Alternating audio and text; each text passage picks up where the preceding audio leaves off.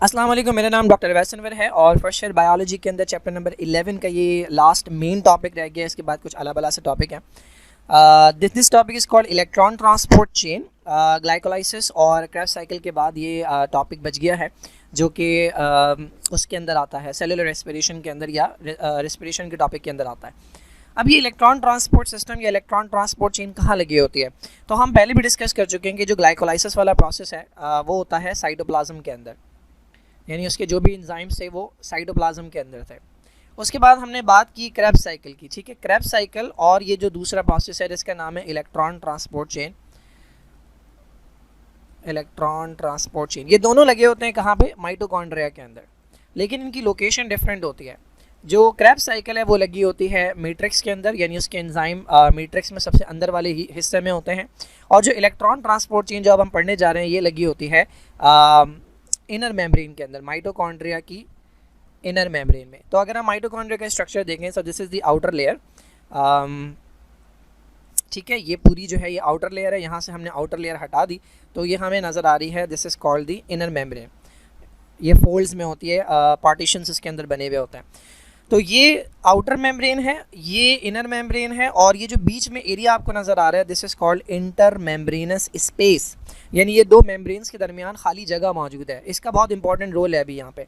और बीच का जो एरिया है ये area this is called matrix. तो मैट्रिक्स के अंदर हुआ क्रेब्स साइकिल, इनर मेम्ब्रेन के अंदर लगे हुए हैं इलेक्ट्रॉन ट्रांसपोर्ट चेन के करने वाले, और आपको नजर आएगा कि इस इंटर मेम्ब्रेनस स्पेस में इस जगह का कुछ ना कुछ रोल जो है वो इस इलेक्ट्रॉन ट्रांसपोर्ट चेन में आपको नजर आएगा। नाउ द क्वेश्चन इज कि इसकी ज़रूरत क्या है, क्या ज़रूरत है। जब आपने ग्लाइकोलाइसिस कर लिया, जब आपने क्रेब्स साइकिल कर ली, तो इलेक्ट्रॉन ट्रांसपोर्ट चेन की क्या ज़रूरत है। द आंसर इज कि आपने ग्लाइकोलाइसिस के अंदर और क्रेब्स साइकिल के अंदर डायरेक्ट जो ATP बनाए थे ना वो बहुत थोड़े से थे, लेकिन आपने कुछ ऐसे मॉलिक्यूल बनाए जिन्हें हम कहते हैं इलेक्ट्रॉन कैरियर्स। उसमें एक मॉलिक्यूल था जिसका नाम था NADH और दूसरा मॉलिक्यूल था जिसका नाम था FADH2।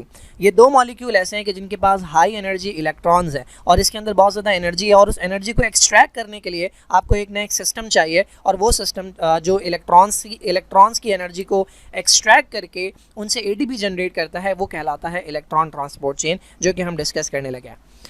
अच्छा देखिए, हमने कहाँ कहाँ कितने इलेक्ट्रॉन्स जो है वो रिमूव किए, यहाँ पर इन्होंने बहुत अच्छा जो है वो बताया है।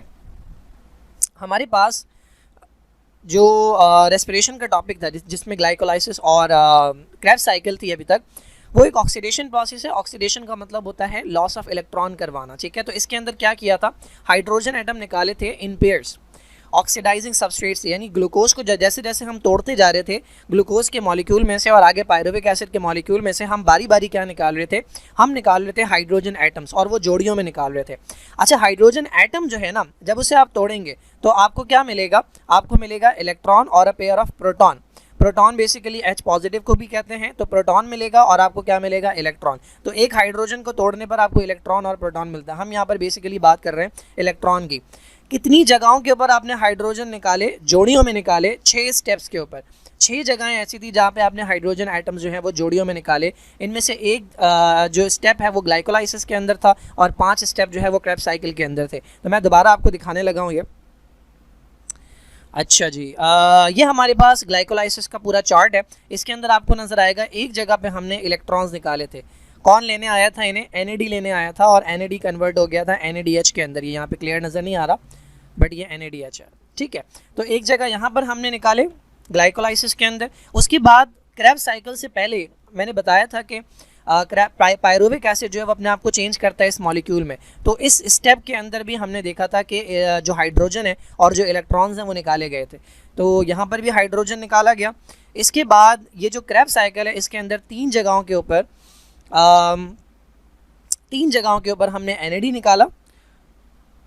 3 जगहों के ऊपर हमने 3 जगहों के ऊपर जो इलेक्ट्रॉन्स और हाइड्रोजन निकाले वो NAD के हवाले किए। एक ये है, एक ये है और एक ये है, और एक जगह के ऊपर हमने हवाले किए थे FAD के ऊपर। तो 4 टोटल एरियाज ये हो गए, 5वां ये हो गया और 6ठा ये हो गया। तो यहाँ पर इन्होंने क्लियरली बताया है कि जो आपने हाइड्रोजन निकाले और जो इलेक्ट्रॉन्स निकाले वो 6 जगहों के ऊपर निकाले, एक ग्लाइकोलाइसिस में और 5 क्रेब्स साइकिल के अंदर। अब इन मॉलिक्यूल्स के अंदर कौन से मॉलिक्यूल, एक तो NADH है और दूसरा FADH2 है, इनके पास ये हाई एनर्जी इलेक्ट्रॉन पड़े हुए हैं। अब हम इनसे ये इलेक्ट्रॉन लेंगे इलेक्ट्रॉन ट्रांसपोर्ट चेन के जरिए, और जैसे जैसे इलेक्ट्रॉन एक दूसरे से पास होते जाएंगे, एक से दूसरे मॉलिक्यूल, दूसरे से तीसरे मॉलिक्यूल, इनसे कुछ एनर्जी मिलेगी, उस एनर्जी के जरिए हम ATP जनरेट करेंगे। अच्छा, ये जो ATP जनरेशन होगी, इस टाइप की ATP जनरेशन को हम नाम देते हैं ऑक्सीडेटिव फॉस्फोराइलेशन का। फॉस्फोराइलेशन का मतलब है फॉस्फेट का ऐड होना और उससे ATP बनना, और ये वाली जो टाइप है वो कहलाती है ऑक्सीडेटिव। इससे पहले मैं आपको 2 टाइप पढ़ा चुका हूँ। एक प्लांट्स के अंदर थी जो कि लाइट की मदद से हो रही थी, उसे हमने कहा था फोटोफॉस्फोराइलेशन, और दूसरी ये है जो इलेक्ट्रॉन्स की एनर्जी से हो रही है, इलेक्ट्रॉन्स जो कि ऑक्सीडेशन रिडक्शन मॉलिक्यूल्स की ऑक्सीडेशन रिडक्शन से हो रही है, इलेक्ट्रॉन्स की एनर्जी से हो रही है, ये कहलाती है ऑक्सीडेटिव फॉस्फोराइलेशन। और तीसरी हमने पढ़ी थी जो कि ग्लाइकोलाइसिस के अंदर भी हो रही थी और क्रैब्स साइकिल के अंदर भी हो रही थी, जिसे हमने कहा था सबस्ट्रेट लेवल फॉस्फोराइलेशन, जिसमें जो फॉस्फेट आ रहा था वो किसी ऑर्गेनिक मॉलिक्यूल से आ रहा था। अब देखिए यहाँ पर जो ये चेन बनाई हुई है ना, ये बहुत कॉम्प्लिकेटेड है, ठीक है, और इसको समझना जो है वो बहुत डिफ़िकल्ट है। तो इससे बेहतर एक चेन जो है वो ये है, और उससे भी बेहतर एक चेन, बहुत सिंप्लीफाइड वर्जन जो है वो ये है। तो पहले मैं आपको इसमें समझाता हूँ, फिर मैं आपको इसमें दिखाऊंगा। देखिए भाई, माइटोकॉन्ड्रिया, ये काम हो रहा है माइटोकॉन्ड्रिया के अंदर। तो माइटोकॉन्ड्रिया की 2 मेम्ब्रेन होती है, क्योंकि माइटोकॉन्ड्रिया एक डबल मेम्ब्रेन बाउंड स्ट्रक्चर है।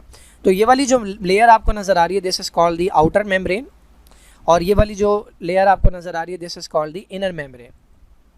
और मैंने आपको बताया था दोनों मेम्ब्रेन्स के दरमियान मौजूद होती है space, this is called inter membranes space, जो ब्लू कलर की है। अच्छा, कहाँ पर लगे हुए हैं इलेक्ट्रॉन ट्रांसपोर्ट चेन के जो मॉलिक्यूल हैं, वो लगे हुए हैं इनर मेम्ब्रेन के अंदर। तो ये इनर मेम्ब्रेन के अंदर जो आपको कलरफुल मॉलिक्यूल नज़र आ रहे हैं, ये वो मॉलिक्यूल हैं जो इलेक्ट्रॉन ट्रांसपोर्ट करवाते हैं।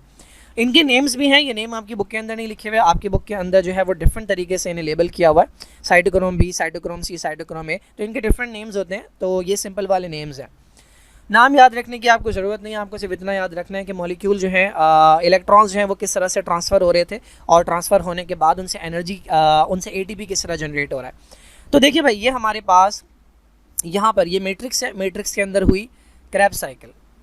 क्रैब्स साइकिल के नतीजे में क्या बना, NADH भी बना और FADH2 भी बना। तो पहले हम देखते हैं NADH। तो NADH आया और कन्वर्ट हो गया किस में, NAD पॉजिटिव के अंदर। क्या हुआ यहाँ पे, इसके जो इलेक्ट्रॉन्स थे वो चले गए यहाँ पे, और जो हाइड्रोजन था वो भी इसके हवाले हो गया, ठीक है। तो इसके ऊपर पॉजिटिव चार्ज आ गया क्योंकि इसने इलेक्ट्रॉन लूज़ किए हैं। अच्छा देखिए, NADH आया, NADH ने अपने इलेक्ट्रॉन्स जो हैं वो इसके हवाले कर दिए, इसमें से हाइड्रोजन भी निकल गया और ये कन्वर्ट हो गया किसमें, NAD पॉजिटिव के अंदर, यानी अब इसके पास इलेक्ट्रॉन्स नहीं हैं। अब होगा क्या, ये जो इलेक्ट्रॉन्स यहाँ आए हैं, ठीक है, ये 2 इलेक्ट्रॉन्स जो यहाँ आए हैं, ये जाएंगे अगले मॉलिक्यूल के पास, ठीक है, जिसका नाम यूबिक्विनोन है। ये यूबिक्विनोन इससे लेकर इसको आगे ट्रांसफ़र करेगा साइटोक्रोम रिडक्टेस के पास। साइटोक्रोम रिडक्टेस से ये 2 इलेक्ट्रॉन्स जाएंगे साइटोक्रोम C के पास। साइटोक्रोम C क्या करेगा, इसको आगे ट्रांसफ़र करेगा साइटोक्रोम ऑक्सीडेज के पास। साइटोक्रोम ऑक्सीडेज के पास आता है ऑक्सीजन। ये इलेक्ट्रॉन्स जो कि होते हुए आए हैं साइटोक्रोम ऑक्सीडेज के पास, ये इलेक्ट्रॉन्स हवाले कर दिए जाते हैं ऑक्सीजन के। ऑक्सीजन को जब ये इलेक्ट्रॉन्स मिलते हैं तो ऑक्सीजन अपने साथ चिपकाता है हाइड्रोजन को, और ये कन्वर्ट हो जाता है किसके अंदर, वाटर के अंदर। तो बेसिकली जो इलेक्ट्रॉन्स यहाँ से ट्रैवल करते हुए आए थे वो फाइनली किसने एक्सेप्ट किए, ये फाइनली एक्सेप्ट किए हैं ऑक्सीजन ने। आपने याद रखना है, ऑक्सीजन जो है वो फाइनल एक्सेप्टर होता है इलेक्ट्रॉन का, और ऑक्सीजन इलेक्ट्रॉन रिसीव करने के बाद, एक्सेप्ट करने के बाद हाइड्रोजन के साथ कंबाइन होकर वाटर बनाता है। तो हम कहते हैं कि जो ग्लूकोज जब ऑक्सीडाइज होता है तो कम्प्लीटली ऑक्सीडाइज होता है, जब रेस्पिरेशन होती है तो उसके नतीजे में कार्बन डाइऑक्साइड बनती है और वाटर बनता है। तो कार्बन डाइऑक्साइड बनते हुए आपने देख लिया था कहाँ बन रही थी कार्बन डाइऑक्साइड, पायरुविक एसिड जब कन्वर्ट हो रहा था तब, और क्रैब्स साइकिल के अंदर। वाटर कहाँ बनता है, वाटर यहाँ बनता है, क्यों, क्योंकि जो इलेक्ट्रॉन्स, अच्छा ये जो इलेक्ट्रॉन्स हैं, इन्होंने ऐसा क्या किया कि इससे हमें एनर्जी मिली। तो बेसिकली जब जैसे जैसे ये इलेक्ट्रॉन्स पास होते जाते हैं ना एक से दूसरे मॉलिक्यूल में, ये आपको एरो नज़र आ रहा होगा, मैट्रिक्स के अंदर मौजूद होते हैं हाइड्रोजन के आयंस, H पॉजिटिव आयंस मौजूद होते हैं, जिसे आप प्रोटॉन भी कहते हैं। सिमिलरली ये जो NADH था, मैंने आपको बताया था कि 2 इलेक्ट्रॉन्स यहाँ गए थे तो हाइड्रोजन इसके बच गए थे। बेसिकली ये जो आपको मॉलिक्यूल नज़र आ रहे हैं, अगर आपको याद हो तो ये हैं प्रोटीन्स। और ये कौन सी प्रोटीन्स हैं, ये ऐसी प्रोटीन है जो कि लिपिड की दोनों लेयर्स के अंदर मौजूद हैं। ये कहलाती हैं इंट्रिंसिक प्रोटीन, और इंट्रिंसिक प्रोटीन के अंदर भी ये कौन सी प्रोटीन है, these are called channel protein. तो ये करती क्या है, ये इस इलेक्ट्रॉन की एनर्जी को इस्तेमाल करती हैं और यहाँ से मैट्रिक्स से हाइड्रोजन आयंस को पंप करती हैं, कहाँ पे, इस स्पेस के अंदर, जिसे हम कहते हैं इंटर मेम्ब्रेनस स्पेस। तो आपको नज़र आ रहा है कि इलेक्ट्रॉन जब यहाँ आए तो इनकी एनर्जी को इस्तेमाल किया गया। बेसिकली ये क्या करते हैं, इलेक्ट्रॉन को इस्तेमाल करते हैं एज अ मैग्नेट। तो समझिए ये इलेक्ट्रॉन एज अ मैग्नेट इस्तेमाल हो रहा है और ये जो हाइड्रोजन आयन है इन्हें अट्रैक्ट करके एक जगह से दूसरी जगह फेंका जा रहा है। कौन सी जगह से, मैट्रिक्स से इन्हें फेंका जा रहा है इंटर मेम्ब्रेनस स्पेस के अंदर। सिमिलरली जब ये इलेक्ट्रॉन इसके पास आएंगे साइटोक्रोम रिडक्टेज के पास, तो ये भी इन्हें मैग्नेट की तरह इस्तेमाल करेगा, हाइड्रोजन को अट्रैक्ट करेगा और हाइड्रोजन को यहाँ से उठा के कहाँ फेंक देगा, इंटरमेम्ब्रेनस स्पेस के अंदर। सिमिलरली साइटोक्रोम ऑक्सीडेज भी क्या करेगा, इलेक्ट्रॉन्स की एनर्जी को इस्तेमाल करेगा, इलेक्ट्रॉन्स का ऐसा मैग्नेट इस्तेमाल करेगा और हाइड्रोजन को पंप करके फेंक देगा यहाँ पर। और साथ में चूंकि ये हाइड्रोजन ट्रैवल करते आए हैं तो हर स्टेप के ऊपर इन्होंने कुछ ना कुछ एनर्जी क्या की है, अपनी एनर्जी लूज़ की है। तो अब इनमें बिल्कुल जान नहीं बची। तो ये जो बेजान इलेक्ट्रॉन है ना, ये हवाले कर दिए जाते हैं ऑक्सीजन के। ऑक्सीजन जो है वो इनके साथ हाइड्रोजन को मिलाकर वाटर बना लेता है और यहाँ पर इलेक्ट्रॉन की जर्नी जो है वो ख़त्म हो जाती है। अब सवाल ये है कि इस काम में एनर्जी कहाँ प्रोड्यूस हुई, तो एनर्जी अब प्रोड्यूस होगी। बेसिकली ये जो हाइड्रोजन को पंप किया जा रहा है या जो प्रोटॉन्स को पंप किया जा रहा है, कहाँ से, मैट्रिक्स से फेंका जा रहा है स्पेस के अंदर। एक वक्त आएगा कि हाइड्रोजन जो है वो यहाँ पे बहुत ज़्यादा हो जाएंगे, स्पेस के अंदर ज़्यादा हो जाएंगे और मैट्रिक्स के अंदर क्या हो जाएंगे, मैट्रिक्स के अंदर कम हो जाएंगे। तो कॉन्सेंट्रेशन ग्रेडियंट बन गया, यहाँ पे हाइड्रोजन ज़्यादा है, यहाँ पे हाइड्रोजन कम है। डिफ्यूजन क्या कहता है कि मॉलिक्यूल्स मूव करते हैं हाई कॉन्सेंट्रेशन से लो कॉन्सेंट्रेशन की तरफ। तो अब ये हाइड्रोजन वापस आना चाहेंगे कहाँ पे, मैट्रिक्स के अंदर। ये यहाँ से नहीं आ सकते, यहाँ से नहीं आ सकते, यहाँ से नहीं आ सकते। इनके आने के लिए ये वाला दरवाज़ा है, ये दरवाज़ा कहलाता है एटीपी सिंथेज। ये एक और हमारे पास मॉलिक्यूल होता है, एक स्ट्रक्चर होता है। जब हाइड्रोजन इसके थ्रू गुजरते हैं तो इसको एनर्जी मिलती है, इन हाइड्रोजन की मूवमेंट से इसे एनर्जी मिलती है और वो एनर्जी ये क्या करता है, एडीपी को बुलाता है, साथ में फॉस्फेट को बुलाता है जो कि मैट्रिक्स के अंदर पड़ा हुआ है फॉस्फेट। इन दोनों को मिलाता है एनर्जी देकर और कन्वर्ट करवाता है किसमें, एटीपी के अंदर। So this is how electron की जो ट्रांसपोर्ट है उससे एटीपी जनरेट होते हैं कि पहले हाइड्रोजन को पंप किया जाता है, जब हाइड्रोजन ज़्यादा हो जाते हैं स्पेस के अंदर तो फिर वो वापस आते हैं मैट्रिक्स में, लेकिन एक ही रास्ते से आते हैं जो कि एटीपी सिंथेज है। और ये इनकी मूवमेंट से जो एनर्जी से मिलती है वो हवाले करता है इन दोनों के, और इन दोनों की शादी हो जाती है और ये कन्वर्ट हो जाते हैं एक मैरिड कपल के अंदर, जिसे एटीपी का नाम देते हैं। This is how electron transport chain के जरिए एटीपी जनरेट होते हैं। आपने एनएडीएच का देखा, जो FeDH2 होता है, जो एक मॉलिक्यूल बनता है क्रेब्स साइकिल के अंदर, वो भी इसी तरह से काम करता है। FeDH2 आएगा तो वो भी अपने इलेक्ट्रॉन्स दे देगा, और कन्वर्ट हो जाएगा FAD पॉजिटिव के अंदर। वही इलेक्ट्रॉन्स इससे यहाँ जाएंगे, फिर यहाँ जाएंगे, फिर यहाँ जाएंगे, फिर यहाँ जाएंगे। हर स्टेप के अंदर क्या किया जाएगा, जो हाइड्रोजन है उन्हें पंप किया जाएगा, हाइड्रोजन ऊपर जमा हो जाएंगे। जब इलेक्ट्रॉन से एनर्जी बिल्कुल निकाल ली जाएगी तो उन्हें ऑक्सीजन के हवाले कर दिया जाएगा, जिससे फाइनली जाकर वाटर बन जाएगा। अगर इस डायग्राम के अंदर अगर आप देखें तो वही काम हो रहा है। NADH आया, इलेक्ट्रॉन्स दिए, किसके पास आए, कोएंजाइम Q के पास। नाम भले ना याद रखें, कोई मसले वाली बात नहीं है। और NAD पॉजिटिव में कन्वर्ट हो गया। FeDH2 आया, इलेक्ट्रॉन्स दिए, FAD में कन्वर्ट हो गया। हो क्या रहा है, ये जो इलेक्ट्रॉन्स हैं ये एक मॉलिक्यूल से दूसरे पे जा रहे हैं, दूसरे मॉलिक्यूल से तीसरे पे जा रहे हैं, तीसरे मॉलिक्यूल से चौथे पे जा रहे हैं, चौथे मॉलिक्यूल से पांचवे पे जा रहे हैं। फाइनली इन्हें कौन एक्सेप्ट कर रहा है, ऑक्सीजन। ये हाइड्रोजन को कंबाइन करता है अपने साथ और वाटर बना देता है। और इस पूरे पाथवे के अंदर आपको एटीपी बनते हुए दिखाएं। ये डायरेक्टली नहीं बनते, ये बनते उसी तरह से जैसे मैंने आपको बताया कि जब ये हाइड्रोजन आयन गुजरेंगे इस मॉलिक्यूल के ज़रिए, जिसे एटीपी सिंथेज कहा जाता है। अब बुक की डायग्राम अगर आप देखें तो बुक के अंदर भी यही प्रोसेस बताया गया है, थोड़ा सा डिफरेंट तरीके से। यहाँ पर ये हमारे पास कोई ये जो A है ना, A जिसके साथ H2 लगा हुआ है, ये बेसिकली A का मतलब है कोई मॉलिक्यूल जिसमें हाइड्रोजन लगे हुए हैं। जब हाइड्रोजन इसमें से निकाले जाएंगे तो कौन किसके हवाले किए जाएंगे, NAD के। NAD को जब हाइड्रोजन मिलेंगे तो वो कन्वर्ट हो जाएगा NADH के अंदर। सिमिलरली जो FAD है, जब ये हाइड्रोजन लेगा तो कन्वर्ट हो जाएगा किसमें, FADH पॉजिटिव के अंदर। ये दोनों जो हैं ये अपने इलेक्ट्रॉन्स देंगे एक मॉलिक्यूल को, उस मॉलिक्यूल से जाएंगे दूसरे मॉलिक्यूल के पास, दूसरे मॉलिक्यूल से जाएंगे तीसरे मॉलिक्यूल, चौथे मॉलिक्यूल, पांचवें मॉलिक्यूल, और फाइनली जाएंगे ऑक्सीजन के पास। ऑक्सीजन जो है ये जब इलेक्ट्रॉन्स लेगा तो साथ में मिलाएगा हाइड्रोजन को और ये कन्वर्ट हो जाएगा वाटर के अंदर। तो ये फाइनल एक्सेप्टर है। हर पाथवे के अंदर हो क्या रहा है, आपको दिखाया है इन्होंने कि ADP और फॉस्फेट मिल रहे हैं और क्या बन रहा है, ATP। ADP और फॉस्फेट मिल रहे हैं, क्या बन रहा है, ATP। लेकिन ये काम ऐसे नहीं होता, ये काम वैसे ही होता है कि ये सारे के सारे जो इलेक्ट्रॉन्स हैं इनकी एनर्जी से हाइड्रोजन को पंप किया जाता है और फिर ये हाइड्रोजन इसके ज़रिए गुजर के आते हैं एंड देन इलेक्ट्रॉन जो है वो ADP और फॉस्फेट को कंबाइन करके ATP बनाया जाता है। अब सवाल ये है कि कितने ATP बनेंगे। तो देखें, जब आपका एक NADH कहाँ गया, इधर बताता हूँ। एक NADH जो है ना, जब इसके इलेक्ट्रॉन गुजरते हैं पूरा का पूरा फाइनली ऑक्सीजन तक जाते हैं, तो इससे इतनी एनर्जी, इसके इलेक्ट्रॉन से इतनी एनर्जी मिलती है कि उससे 3 ATP बनते हैं। एक NADH जो है वो 3 ATP बना सकता है। और एक FADH2 जो है ना, इसकी इलेक्ट्रॉन से इतनी एनर्जी मिलती है कि इससे 2 ATPs बनते हैं। ठीक है जी। तो ये तो हो गया सिंपल सी बात। अब हमने देखना है कि पूरे प्रोसेस के अंदर हमारे पास NADH कितने थे और FADH2 कितने थे, तो हम काउंट कर सकेंगे कि हमारे पास पूरे प्रोसेस में कितने ATP जनरेट हो रहे हैं। अगर आप बुक के अंदर देखें तो बुक के अंदर आपको मिलेगा कि कंप्लीट ऑक्सीडेशन जब होती है ना ग्लूकोज की, यानी ग्लूकोज को कंप्लीटली ब्रेक डाउन कर दिया जाता है, तो उससे जो नेट गेन होता है वो 36 ATP का है।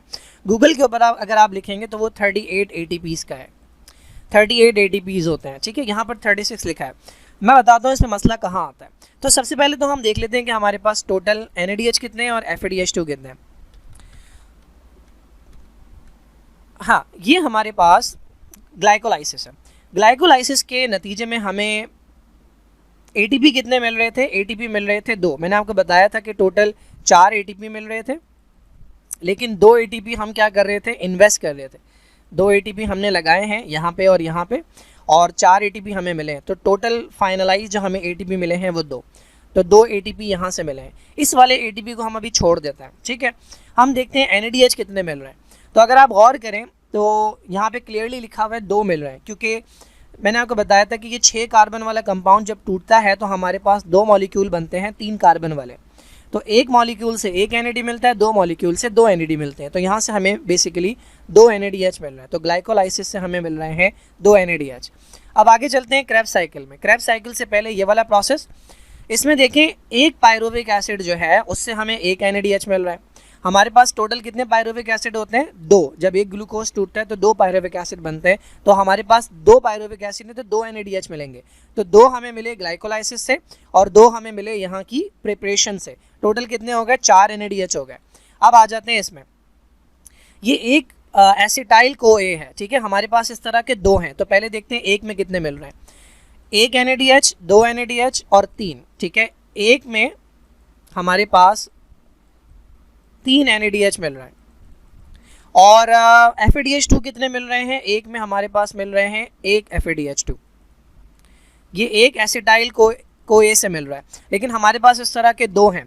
तो 2 में कितने मिलेंगे? Multiply by 3। तो हमारे पास आएंगे 6 NADH और 2 हमारे पास आएंगे मल्टीप्लाई बाय 2, सॉरी, इसे हम मल्टीप्लाई करेंगे 2 से, क्योंकि एक बार में अगर 3 मिल रहे हैं तो ये साइकिल 2 बार में चलेगी। क्रेब्स साइकिल 2 बार में चलती है एक ग्लूकोज के मॉलिक्यूल के लिए। तो हमारे पास 6 मिलेंगे NADH और 2 मिलेंगे हमारे पास FADH2। ये मिले क्रेब्स साइकिल से। इससे पहले हमने देखा था 4 हमें मिल रहे थे, ऑलरेडी 4 हमें NADH मिल चुके थे। 2 हमें ग्लाइकोलाइसिस से मिले थे और 2 हमें प्रिपरेशन वाले स्टेप से मिले थे। तो टोटल हमारे पास हो गए यहाँ पे 10 NADH और हमारे पास हो गए 2 FADH2 और हमारे पास 2 ATP जो है ना वो हमें मिलते हैं क्रेब्स साइकिल से। कहाँ पे? ये एक साइकिल है, इससे एक ATP मिलेगा, फिर ये दोबारा चलेगी दूसरे एसिटाइल के लिए तो 2 ATP मिलेंगे, और 2 ATP हमें और मिले थे जो मैंने कहा था अभी छोड़ दें ग्लाइकोलाइसिस से। ये हो गया पूरा हिसाब। ठीक है जी। अच्छा, अब अगर गौर करें आप, अब इसको हम प्लेन पेपर पे ले लेते हैं। देखिए भाई, एक NADH जो है ना, मैंने आपको बताया एक NADH, उससे हमें मिलते हैं 3 ATP। एक NADH जब गुजरता है इलेक्ट्रॉन ट्रांसपोर्ट से तो 3 ATP मिलते हैं। हमारे पास कितने हैं? हमारे पास 10 NADH है।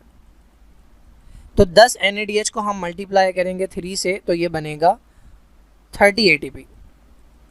तो 30 ATP तो आ गए हमारे पास इससे। ठीक है जी। अब आ जाते हैं FADH2 पे। एक FADH2 जो है जब ये गुजरता है इलेक्ट्रॉन ट्रांसपोर्ट से तो इसके इलेक्ट्रॉन से हमें 2 ATP बनाने की एनर्जी मिलती है। हमारे पास टोटल कितने हैं ये? हमारे पास टोटल 2 हैं ये। तो 2 FADH2 को हम मल्टीप्लाई करवा देते हैं 2 से, तो ये बनता है 4 ATP। तो FADH2 जितने भी मिल रहे हैं उनसे हमें 4 ATP मिल रहे हैं। कितने हो गए? 30 एंड 4 34 हो गए। इसके अलावा हमें मिल रहे हैं 2 ATP क्रैब साइकिल से, ठीक है, क्रैब साइकिल से। तो ये 2 ATP हो गए क्रैब साइकिल वाले, ये मिलाकर हो जाते हैं 36। तो अगर आपसे पूछा जा रहा है ना कि एरोबिक से कितने मिल रहे हैं, एरोबिक ब्रेकडाउन से, तो आपका आंसर होगा 36। क्यों? क्योंकि क्रैब साइकिल भी एरोबिक प्रोसेस है और इलेक्ट्रॉन ट्रांसपोर्ट चेन जो है वो भी एक एरोबिक प्रोसेस है। तो इन दोनों से मिलाकर हमें मिल रहे हैं 36। तो हमने जो बुक के अंदर देखा है 36, वो बेसिकली एरोबिक का है। अगर आप इसके अंदर ग्लाइकोलाइसिस के 2 ATP शामिल कर लें तो ये पूरे हो जाते हैं 38 ATP। ग्लाइकोलाइसिस से भी 2 ATP मिले थे, लेकिन चूंकि ग्लाइकोलाइसिस एक एनारोबिक प्रोसेस है तो इसके ATP शायद यहाँ शामिल नहीं किए हुए, लेकिन अगर आप इन्हें शामिल कर ले तो ये हो जाएंगे टोटल 38 ATP। तो अगर आपके बुक के अंदर 36 लिखा है तो आपको फॉलो करना पड़ेगा, लेकिन मैंने आपको बता दिया कि अगर कंप्लीट अगर आप गूगल पे जाके लिखें कंप्लीट ऑक्सीडेशन तो वहाँ पर भी आपको 38 ATP मिलेगा। तो कंप्लीट ऑक्सीडेशन से आपको 38 मिलते हैं। लेकिन अगर मैं बोल रहा हूँ कि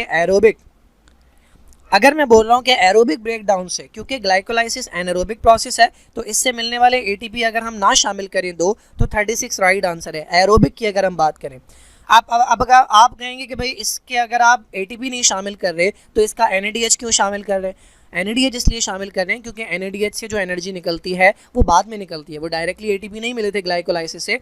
इसका NADH से हमने जो एनर्जी निकाली थी वो इलेक्ट्रॉन ट्रांसपोर्ट चेन से निकाली थी, तो वो एरोबिक के अंदर आ जाता है। तो बेसिकली ये है पूरा कैलकुलेशन कि किस तरह से 36 या 38 ATP जो हमें मिलते हैं। तो कंप्लीट ऑक्सीडेशन की अगर हम बात करें तो इसका करेक्ट आंसर जो है वो 38 ATP होना चाहिए। तो यहाँ पर आकर ये टॉपिक जो है ये कंप्लीट होता है। आई होप समझ आया होगा इलेक्ट्रॉन ट्रांसपोर्ट चेन और बाकी जो पीछे मैंने एक्सप्लेन किया है ग्लाइकोलाइसिस और क्रैब साइकिल। अब मुझे रिक्वेस्ट करना बंद करो, चैप्टर 11 जो है वो मैं कंप्लीट करा चुका हूँ। आखिरी के जो टॉपिक है वो इतने ज़्यादा इंपॉर्टेंट नहीं है, बट वो मैं कंप्लीट करवा दूंगा। जहाँ तक रिव्यू की बात है तो उसमें थोड़ा सा टाइम लग जाएगा, बट इस चैप्टर का जो है वो मैं जल्द जो है वो रिव्यू तुम्हें दे दूँगा।